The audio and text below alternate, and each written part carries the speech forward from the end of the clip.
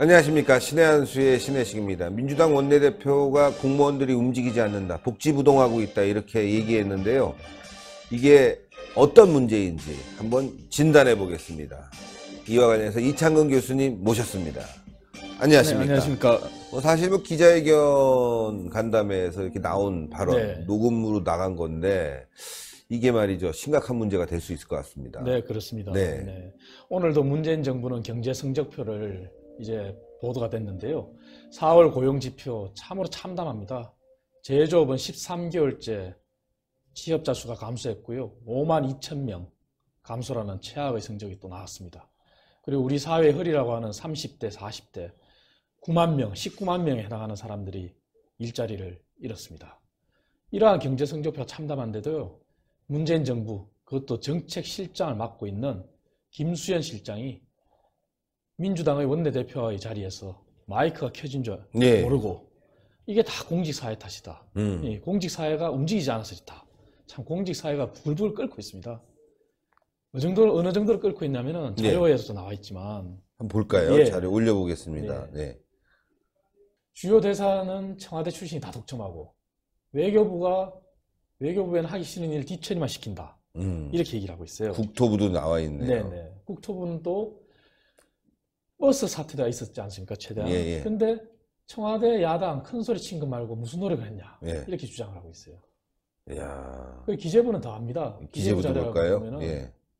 자, 청와대가 바른 방향으로 나가지 못하니 관료가 저항이 나오는 거 아니냐. 정책 조율 아는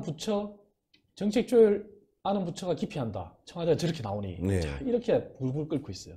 자, 이런데 청와대 정책실장, 그것도 집권 여당의 원내대표는 이 모든 참담한 경제 성적표를 비롯한 4강 외교 실패, 그리고 에너지 정책, 이 모든 거 관료 탓만 하고 있단 말이에요. 산업부도 탈원전 욕먹으면서도 했다는데 열심히 했는데 화살은 자기들한테 돌아오니 얼마나 허탈하게 거지없겠습니까? 이거는 박근혜 정부 당시의 관료의 보신주의를 타파하기 위한 그러한 노력과 너무나 대비되는데요. 박근혜 정부 당시 박근혜 대통령은 이렇게 얘기했어요. 관료가 일을 하다가 문제가 생기면은 그 책임에 대해서는 문제 삼지 않겠다. 소신껏 일을 해라. 특히 규제개혁과 관련해서는 더더욱 그런 주장을 강하게 폈습니다. 그래서 관료 사회가 활기가 돌고 이렇게 했는데 말이죠. 그거를 2년 만에 관료 사회가 움직이기가 겁나는 그러한 환경을 만들었다는 거죠. 식물관료사회, 복지부동. 그러한 관료 사회를 만들어 놓고도 정책의 실정을 관료 탓을 한다? 정말 관료들이 불불 끓지 않으면은 정말 이게 말이 안 나올 그런 지경이지 않겠습니까? 그러네요, 진짜. 그런데 문제는 최근에 버스 사태. 서울을 비롯한 8개 지자체가 파업을 이제 임금 담협을 통해서 협상을 통해서 이제 철회를 했다고 합니다. 하지만 가장 인구가 많이 살고 있는 경기도, 1300만 정도 살고 있는 경기도가 파업을 철회한 게 아니라 유보를 한 상태예요.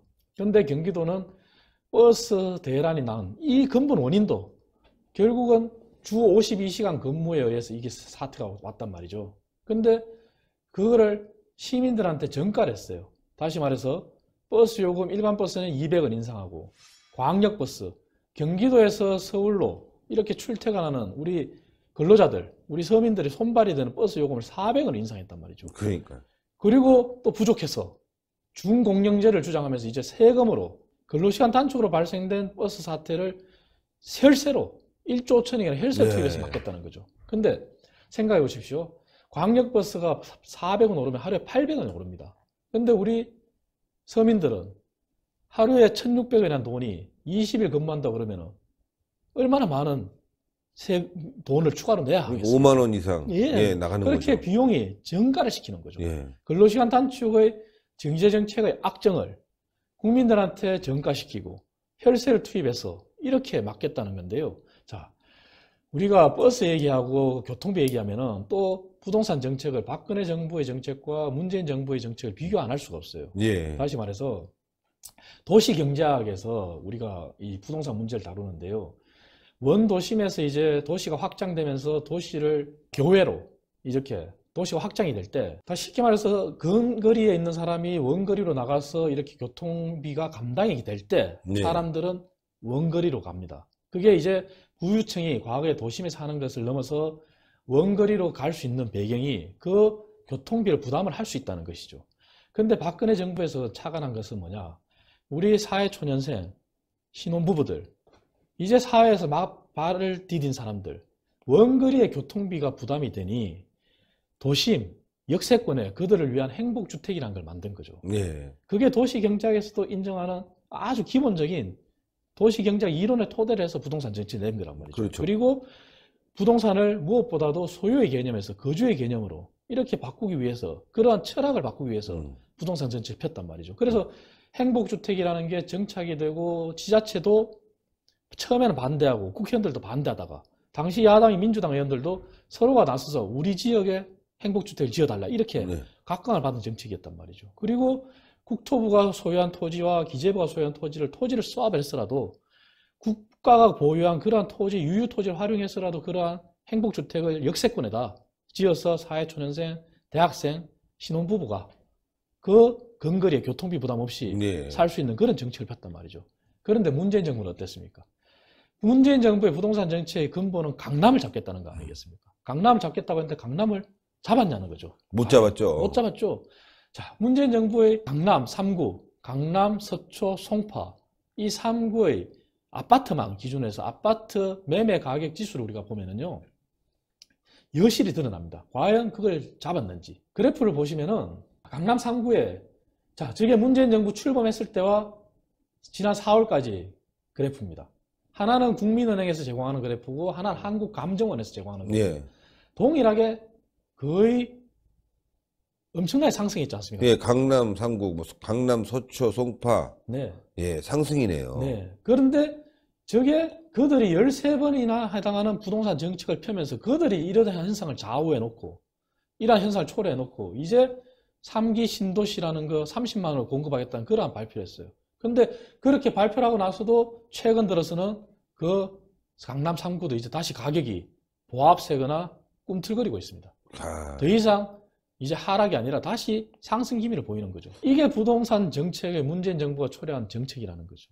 자, 그런데 더 문제가 있습니다. 네. 문재인 정부 출범한 2017년 말 기준으로 임대주택 재고분이 우리 통상적으로 얘기하는 85제곱미터 초과하는 그러한 평수들, 소위 4인 가지고 살 수 있는 그러한 평수의 임대주택 재고도 수도권에, 서울, 경기, 인천의 수도권에도 약 3만 3천 호가 있단 말이죠.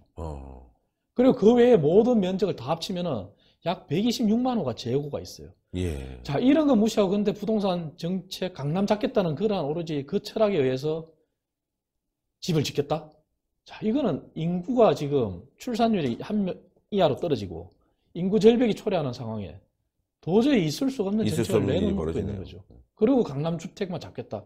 그런데 이러한 정책을 편 문재인 정부의 관료들, 고위 관료들, 그러한 위정자들은 정작 강남에 다 살고 있지 않습니까?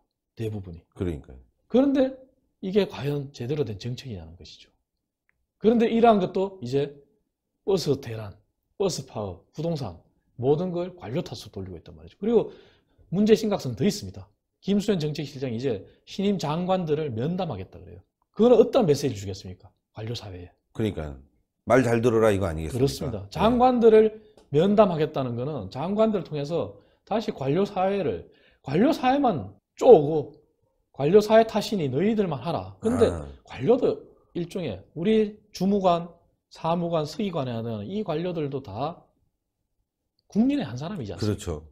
그들이 시키는 대로 일을 한 게 죄인데 그것밖에 죄가 돼 있겠습니까? 근데 경제 악정에 의한 그러한 최악의 경제 성적표 그런 것들 모든 걸 관료 탓으로 돌리는 이것이 문재인 정부의 가장 큰 문제점 아니겠습니까? 참 경기는 안 살아나고 부동산은 강남만 오르고 있고 전국적으로는 떨어지고 있고 이러다 보니까 빈익빈 부익부 현상이 일어나면서 더 불만을 갖게 되고 이제 앞으로 지방에 사시는 분들 또 근교에서 출퇴근하시는 분들 교통비 올라가고 있고 그거 다 세금으로 다 메꾸고 있는 거 아니겠습니까? 좀 있으면 전기료 올라갈 거고 그렇습니다. 수도세 올라갈 거고 난리가 났습니다 진짜. 맞습니다. 저 오늘도 이렇게 좋은 말씀 잘 들었습니다. 감사합니다. 감사합니다. 이 문재인 정권 들어와서 뭐 되는 게 하나도 없네요. 국민들이 다 힘들고 있는데 이제 가계비에서 가장 지출이 많다고 할 수 있는 교통비, 예, 전기료 뭐 이런 부분들이 올라가면 정말 서민들은 살기 너무너무 어려워집니다. 강남에 오고 싶어도 집값이 오르고요. 집을 사도 변두리는 떨어지고 있고 말이죠. 야, 이렇게 되면 정말 대한민국이 망하는 게 아닌가. 수출도 어려워지고, 예.